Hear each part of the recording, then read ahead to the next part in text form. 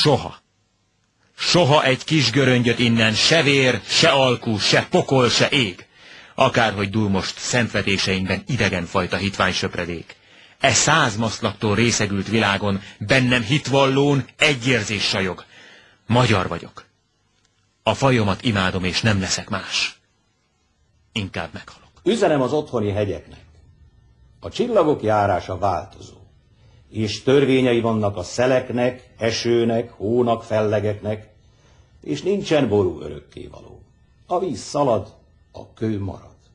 A kő marad.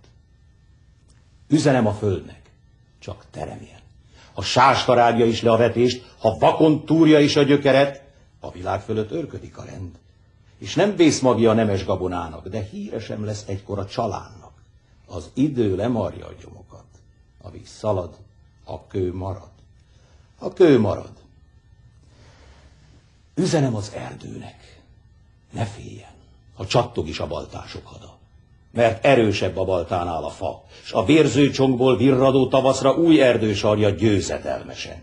S még mindig lesznek fák, mikor a rozsda a gyilkos vasat rég felfalta már, s a sújtó kéz is, szent jóvátétellel, hasznos anyaggá vált a föld alatt. A víz szalad, a kő marad. A kő marad. Üzenem a háznak, mely fölnevelt. Ha egyenlővé teszik is a földdel, nemzedékek örváltásain jönnek majd újra boldog építők, és kiássák a fundamentumot, s az erkölcs ősi hófehér kövére emelnek falat, tetőt, templomot. Jön 1000 új kőmíves kelemen, ki nem hamuval és nem embervérrel köti meg a békesség falát, de szentelt vízzel és búzakenyérrel, és épít régi kőből új hazát. Üzenem a háznak, mely fölnevelt. A fundamentum Istentől való, és Istentől való az akarat, mely újraépíti a falakat. A víz szalad, de a kő marad. A kő marad. És üzenem a volt barátaimnak, kik megtagadják ma a nevemet. Ha fordul egyet újra a kerék, én akkor is a barátjuk leszek. És nem lesz bosszú, gyűlölet, harag. Kezet nyújtunk egymásnak, és megyünk, és leszünk egy cél és egy akarat. A víz szalad, de a kő marad. A kő marad. És üzenem mindenkinek, testvérnek, rokonnak, idegennek, gonosznak, jónak, hűségesnek és alávalónak, annak, akit a fájás űz, és annak, kinek kezéhez vércseppek tapadnak, vigyázzatok! És imádkozzatok! Valahol fönn a magas ég alatt mozdulnak már lassan a csillagok, és a víz szalad, és csak a kő marad. A kő marad. Maradnak az igazak és a jók, tiszták és békességesek, erdők, hegyek, tanok és emberek. Jól gondolja meg, ki mit cselekszik. Likasszák már az égben fönt a rostát, s a csillagok tengelyét olajozzák szorgalmas angyalok, és lészen csillagfordulás megint.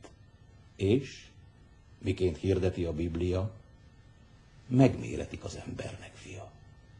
És ki mint vetett, azonképpen arad. Mert elfut a víz, és csak a kő marad. De a kő marad.